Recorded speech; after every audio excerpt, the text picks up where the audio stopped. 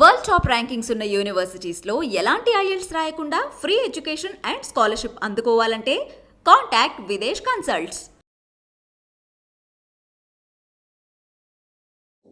నమస్తే, welcome to I dream. నేను మహేశ్వరి. మనతో పాటు ఉన్నారు ప్రముఖ radiation oncologist doctor Rammohan Reddy గారు. వారితో మాట్లాడదాం. ఈయన 1994 నుండి 1,00,000 మందికి క్యాన్సర్ పేషెంట్లకు వైద్యం అందించి వారికి పునర్జన్మను అందించారు. అలాగే 2016లో బ్రెస్ట్ క్యాన్సర్కి గాను విశేషమైన వైద్య సేవలను అందించి ఎంతో మందికి ఊపిరి పోశారు. అలాగే ఈరోజు మనతో పాటు ఉన్నారు ఆయన. అయితే ఈరోజు ఆయనతో మాట్లాడడానికన్నా ముందు ఆయన ప్రీవియస్ ఇంటర్వ్యూస్లో కొంతమంది కొన్ని క్వశ్చన్స్ అయితే అడిగారు. దానికి సమాధానం కూడా తెలుసుకునే ప్రయత్నం కూడా ఇప్పుడు మనం డాక్టర్ గారిని అడిగి తెలుసుకుందాం. నమస్తే సార్. నమస్తే మహేశ్వర్ గారు. సార్, ఇంతకు ముందు మీ ఇంటర్వ్యూస్ చేశాము. అయితే దానికి చాలా మంది కొన్ని క్వశ్చన్స్ అడిగారు. సో ఈ రోజు మనం ఆ క్వశ్చన్ ఆన్సర్స్ ఏంటి అన్నది వాళ్ళకి తెలిసే ప్రయత్నం చేద్దాం. ఫస్ట్ క్వశ్చన్, విటమిన్ లోపం వలన కూడా క్యాన్సర్ వస్తుందా అని చెప్పి ఒక విటమిన్ లోపం వల్ల స్పెసిఫిక్ గా క్యాన్సర్ వస్తుందని చెప్పేటట్లేదు కానీ ఎవిడెన్స్. విటమిన్ లోపాల వల్ల ఏ క్యాన్సర్ అయితే ఉన్నప్పుడు మిగతా వైద్య విధానాలన్నిటికీ కష్టం అవుతుంది. విటమిన్ డెఫిషియన్సీస్ ఉంటే ప్రోటీన్ సింథసిస్ సరిగ్గా ఉండదు, బాడీ కోపప్ అవ్వదు. తర్వాత హిమోగ్లోబిన్ B12 డిఫిషియన్సీ ఉందనుకున్నాము, హిమోగ్లోబిన్లో ఇష్యూస్ వస్తాయి. అలాగే ఐరన్ తక్కువ ఉంది, మినరల్స్ తక్కువ ఉన్నాయి, వాటి వల్ల ప్రాబ్లమ్స్ వస్తాయి. అవన్నీ కూడా సరి చేసుకోవాల్సిన అవసరం ఉంది. ఇవాళ రేపు డైటరీ ప్రికాషన్స్ అందరూ చెప్తూనే ఉన్నారు, తీసుకోవాలి. నాన్ వెజ్ తగ్గించాలి, రెడ్ మీట్ స్పెసిఫికల్లీ తీసుకోకపోతే మంచిది. మీట్ తీసుకోవాల్సిన వాళ్ళు తప్పనిసరిగా తీసుకుందాం అనుకునేవాళ్ళు మటన్ కంటే చికెన్ ప్రిఫర్ చేసుకోవచ్చు. ఎగ్ ప్రోటీన్ కంటెంట్ ఉండే దాల్ లాంటివి అన్నీ మంచిది. ఫ్రూట్స్ ఎక్కువ ఉండడం మంచిది. ఓకే, ఇంకొక క్వశ్చన్ సార్. ఆమెకి ఆల్రెడీ బ్రెస్ట్ క్యాన్సర్ ఉన్నదంట. అయితే తనకి ఎటువంటి బ్యాడ్ హ్యాబిట్స్ లేవు, బట్ నాకు క్యాన్సర్ వచ్చింది. ఇప్పుడు నాకు లెఫ్ట్ హ్యాండ్ కూడా వాపు వస్తుంది, ఎందువల్ల అనే. బ్రెస్ట్ క్యాన్సర్కి వైద్యం చేయించుకున్నారా వారు? చేయించుకున్నారంటే. ఓకే, బ్రెస్ట్ క్యాన్సర్కి కారణాలు మనం చెప్పిన సెడెంటరీ కాజు, బ్యాడ్ హ్యాబిట్ ఏం కాదు. ఇప్పుడు నార్మల్ హ్యాబిట్ అయిపోయింది అది సెడెంటరీ. ఎక్సర్సైజ్ చేయకపోవడం బ్యాడ్ హ్యాబిట్ ఏం కాకుండా అయిపోయింది. బ్యాడ్ హ్యాబిటా అంటే బ్యాడ్ హ్యాబిట్ కాదేం కాదు, అది చేయట్లేకుండా అయిపోయాం, చేసే అవకాశం లేకుండా అయిపోయింది కొంతమందికి. టైం ఫోకస్ చేయట్లేదు కొంతమంది. సో హార్మోనల్ చేంజెస్ వారు వద్దంటే ఆగేవి కాదు, అది బ్యాడ్ హ్యాబిట్స్ కాదు.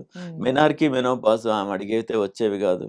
సో ఇవన్నీ ఉన్నాయి కదా, హార్మోనల్ ఫ్లక్చువేషన్స్ వాళ్ళు అడగరు. సో వీటన్నిటి మూలంగా వస్తుంది. వీటన్నిటి మూలంగా క్యాన్సర్ జెనిసిస్ అనేది జరుగుతూనే ఉంటుంది. ఇలాంటివి ఎన్నిసార్లు జరిగితే బాడీ కూడా ప్రొటెక్ట్ చేసి తీసేసిందేమో, ఇప్పుడు మాత్రం పెరిగి పెద్దదైంది. సో వైద్యానికి వెళ్ళినప్పుడు మోస్ట్ ప్రాబబ్లీ వారికి ఒక బ్రెస్ట్ తీసేయడం కానీ, కొంచెం ఎర్లీగా వెళ్ళుంటే బ్రెస్ట్ కాకుండా మాస్ వరకే తీయడం కానీ విత్ వైడ్ మార్జిన్స్ చేసి యాక్సిలరీ క్లియరెన్స్ చేసి ఉంటారు. ఈ యాక్సిలరీ నోడ్స్ అనేవి తీసేసి ఎగ్జామినేషన్ చేస్తారు ఫస్ట్ ఫిల్టర్స్ కనుక. ఈ యాక్సిల్లాకు ఉన్న నోడ్స్ ఎక్కడి నుంచి డ్రైన్ చేస్తాయి, ఏ లింఫాటిక్ ఛానల్స్ని ఎఫెక్ట్ చేస్తాయంటే చేతిలో నుంచి వెళ్ళే లింఫాటిక్స్ అన్నీ కూడా ఆంపిట్ ద్వారానే ముందుకెళ్ళి శరీరంలో కలుస్తాయి. అండ్ బ్రెస్ట్కి వెళ్ళేవి కూడా అదే దారిలో వెళతాయి. సో దీనికోసం అవి తీసేసినప్పుడు దీన్ని కూడా ఎఫెక్ట్ చేసాం. ఈ లింఫాటిక్స్ అంటే, లింఫ్ అంటే ఏంటంటే అమ్మా, మన శరీరంలో 99% ఆఫ్ ద బ్లడ్ ఫామ్లోనే వెళ్ళిపోతుంది. 1 కూడా కాదు, 0.1% of the blood serous fluid, తెల్లటి, మనం ఏమైనా దెబ్బ తగిలినప్పుడు రక్తం కాకుండా నీళ్ళలాగా రావడం శరీరం మీద చూస్తాం, అది సీరస్ ఫ్లూయిడ్ వస్తుంది, దాన్ని లింఫ్ అంటాం. ఆ లింఫ్ కొన్ని కణాలకి రక్తనాళాలతో డైరెక్ట్గా సంబంధం, సరఫరా లేకుండా ఉండుంటుంది. వాటికి ఆహార పదార్థాలు సప్లై చేయడం, వాటి నుండి వేస్ట్ తీసుకుని వెనక్కి వెళ్ళడం చేసే పని చేస్తాయి. అలాంటివి చేసి ఈ లింఫాటిక్ ఛానల్స్ ద్వారా వెనక్కి వెళ్ళి లింఫ్ నోడ్స్ ద్వారా ఇంకా ముందుకెళ్ళి లాస్ట్లో బ్లడ్ సర్క్యులేషన్లో కలుస్తాయి. సో ఈ లింఫాటిక్ ఛానల్స్ వెళ్ళే దారి మనం ఆపేసాం కనుక లింఫ్ ఎడిమా అంటాం చేతిలో. Lymph oedema is common. ఈ యాక్సిల్ అంతా క్లియర్ చేసినందువల్ల that is a side effect like thing. దానికి ఇన్ఎవిటబుల్, అది వాపు వస్తుంది. ఆ వాపు రాకుండా ఉండేదానికి చాలా మెజర్స్ చెప్తాం. ఆ చేతికి ఇంజెక్షన్స్ లాంటివి కొంతకాలం తీసుకోవద్దనడం, చెయ్యి కాస్త ఎలివేటెడ్ పొజిషన్లో ఉండేలా చూడడం, ఈ చేతితో తక్కువ పని చేసేలా చూడడం, స్టాకింగ్స్ వాడడం, ఇలాంటివన్నీ చేస్తే ఆ ఎడిమా రాకుండా ఉంటుంది. ఓకే, నెక్స్ట్ క్వెషన్ డాక్టర్ గారు.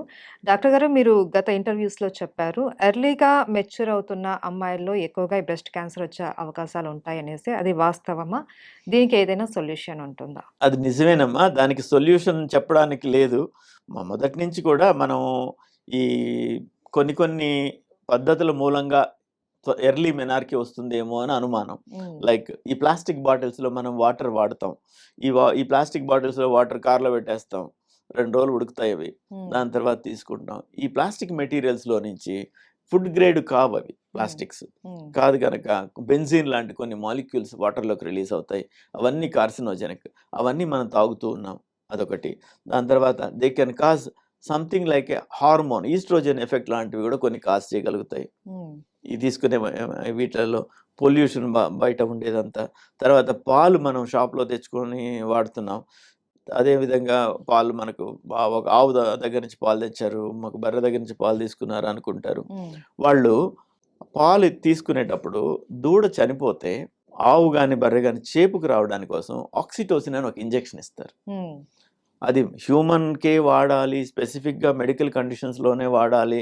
అండర్ మెడికల్ సూపర్విజన్ వాడాలని తయారు చేసినవి. హ్మ్. అవి రూపాయికి 10 వచ్చే విధంగా అవైలబుల్ మార్కెట్‌లో. అవి తీసుకొని ఆ పశువులకి ఇవ్వడం ద్వారా దూడ లేకుండా దూడకి పాలు ఇస్తుంటేనే అది బతుకుతుంది. హ్మ్. దూడకి సరిగ్గా పాలు వదలకపోతే అది చచ్చిపోతుంది కదా! అది చచ్చిపోయిన తర్వాత మొత్తం పాలు వీళ్ళు పిండడానికి కోసరం ఆ ఇంజెక్షన్ ఇస్తారు. హ్మ్. ఆ ఇంజెక్షన్ పాలల్లో సెక్రీట్ అవుతుంది. పాలల్లో సెక్రీట్ అయిన ఇంజెక్షన్ ఆ హార్మోన్స్‌నన్నిటిని అది హార్మోన్ కదా! హ్మ్. వీళ్ళ హార్మోన్స్‌నన్నిటిని ఇంబాలెన్స్ చేస్తుంది. హ్మ్. అంచేత ఎర్లీగా మెనార్కీ రావడం జరుగుతోంది. సో, పాలు తీసుకునేటప్పుడు చాలా జాగ్రత్తగా ఉండడం ఒకటి. వీలైనంత వరకు తల్లి పాలు పట్టడం. హ్మ్. దాని తర్వాత ఫుడ్ సబ్స్టిట్యూట్ వాడడం కొంతవరకు మంచిది. పాలు వాడాలంటే పాలు అన్ని జాగ్రత్తలు తీసుకోవాలి. కల్తీ పాలు కాకుండా ఉండేటట్టు చూసుకోవాలి. హ్మ్. ఈ పశువులకి ఆ ఇంజెక్షన్స్ ఇవ్వకుండా ఉండేది కనుక్కోవాలి. హ్మ్. చూసుకోవాలి. హ్మ్. రైట్. ఇంకొక క్వెషన్ డాక్టర్ గారు. డాక్టర్ గారు నా శరీరం మీద ఉన్నటువంటి పుట్టుమచ్చ అప్పుడప్పుడు పరిమాణం పెరుగుతూ వస్తుంది. దీనివల్ల ఏమైనా క్యాన్సర్ వచ్చే అవకాశం ఉందా? మనము పుట్టుమచ్చ అని అంటాం గానమ్మా, పుట్టినప్పుడే అన్ని మచ్చలు మన శరీరం మీద ఉండవు. హ్మ్. కొన్ని ఉంటే ఉండొచ్చు. యాజ్ వి ఆర్ గ్రోయింగ్ అప్పుడే ఫార్మ్ అవుతాయి చాలా వరకు. హ్మ్. కొన్ని పుట్టినప్పుడే ఉంటాయి. కాస్త కొన్ని పెద్దయి కావచ్చు. కాస్త స్ట్రెచ్ అయినట్టు కావడం, కొంచెం పెద్దగా కావడం అది సహజమే. హ్మ్. దానికేం వర్రీ అవ్వక్కర్లేదు. దాని కన్సిస్టెన్సీలో మార్పు రావడం. ఎట్లా ఇప్పుడు నున్నగా, స్మూత్‌గా మినిమల్ ఎలివేషన్‌తో శరీరం మీద ఉండేది కాస్త పెద్దగా అవ్వడం, ఇంకో రంగు మారడం హ్మ్.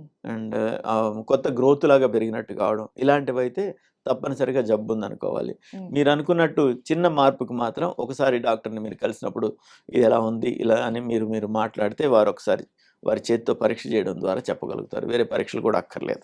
ఓకే. రైట్. ఫైబ్రోసిస్ క్యాన్సర్‌గా మారే అవకాశం ఏమైనా ఉందా? ఫైబ్రోసిస్ క్యాన్సర్‌గా మారడం ఈ ప్రశ్న కాస్త ఆహ్, రిఫైన్ చేస్తానమ్మా. ఫైబ్రోసిస్ అంటే ఎక్కడైనా శరీరంలో ఏదైనా టిష్యూ దెబ్బ తగిలినప్పుడు హీల్ అయ్యేటప్పుడు వచ్చేదాన్ని ఫైబ్రోసిస్ అంటాం. హ్మ్. మచ్చ. హ్మ్. ఈ మచ్చల్లో కొన్ని మచ్చలు హ్మ్. కాలినందువల్ల వచ్చిన మచ్చలుంటాయి. అది 10-15 సంవత్సరాల తర్వాత క్యాన్సర్‌గా మారేదానికి అవకాశం ఉంది. హ్మ్. కొన్ని కొన్ని మచ్చలు ఏదైనా హీల్ అయ్యేటప్పుడు అలాగా పెద్దయి కంట్రాక్చర్స్ లాగా రావడం. హ్మ్. కాలిన మచ్చలు ముఖ్యంగా. హ్మ్. ఇంకా ఏదైనా బాగా రాపిడితో వచ్చిన మచ్చలు కూడా చాలా సంవత్సరాల తర్వాత మారడం. తర్వాత ఇది మెయిన్‌గా. వారి ఉద్దేశ్యం అది కాకపోవచ్చు వారు అడిగింది. ఫైబ్రో అడినోసిస్ అని ఒకటుంటుంది బ్రెస్ట్‌లో. హ్మ్. ఫైబ్రో అడినోసిస్ క్యాన్సర్‌గా మారదు. హ్మ్. ఇంకోటి ఫైబ్రో అడినోమా ఉంటుంది బ్రెస్ట్‌లో.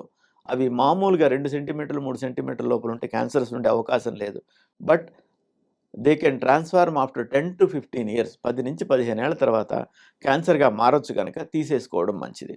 ఓకే. వాటిల్లోని జెయింట్ ఫైబ్రో అడినోమాస్ అని ఉంటాయి. 5 సెంటీమీటర్స్ కంటే పెద్దవి.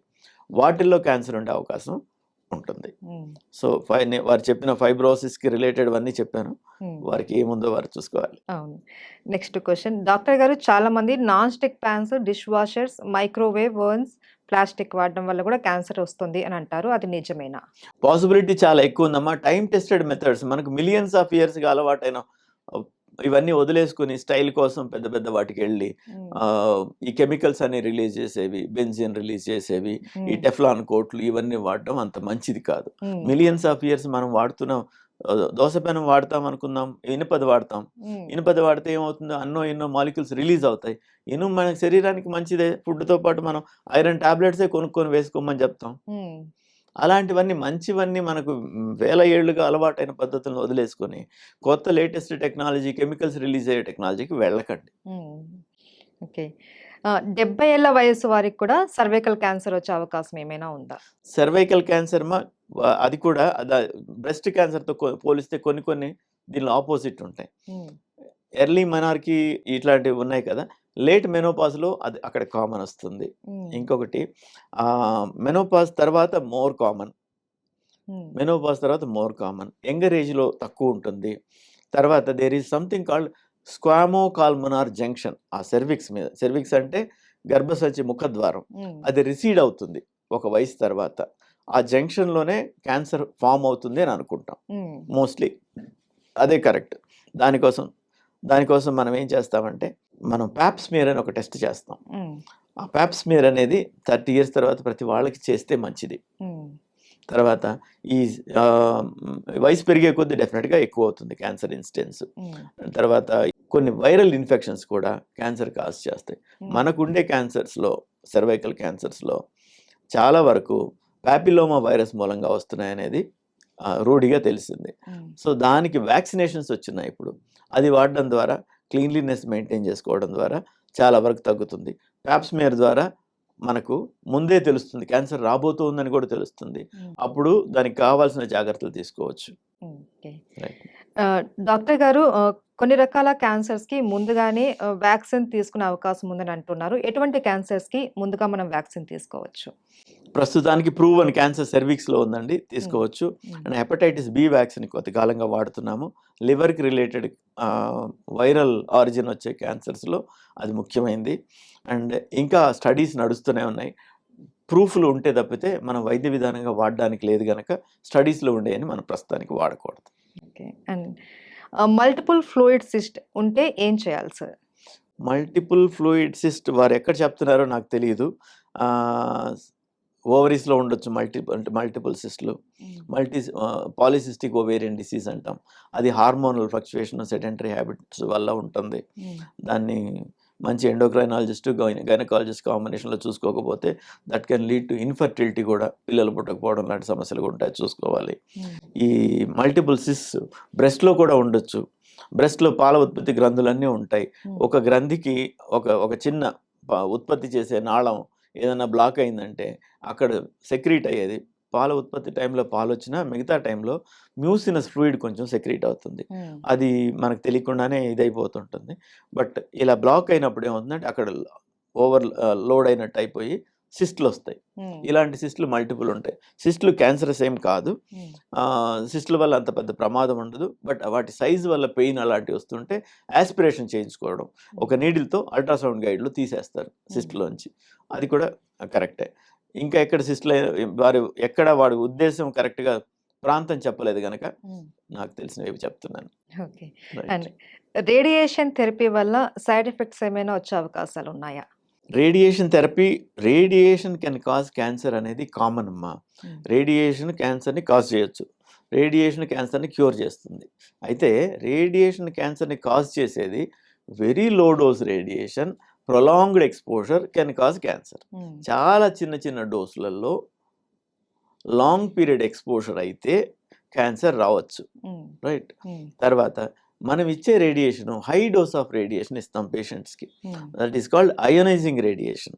అయోనైజింగ్ రేడియేషన్లో క్యాన్సర్ యాజ్ సచ్ ఇమీడియట్గా వచ్చే ఆస్కారాలు లేవు. కానీ వైద్యం చేయకపోతే ఇమీడియట్ చచ్చిపోయే ఆస్కారాలు చాలా ఉంటాయి కనుక కంపల్సరీగా వాడతాం.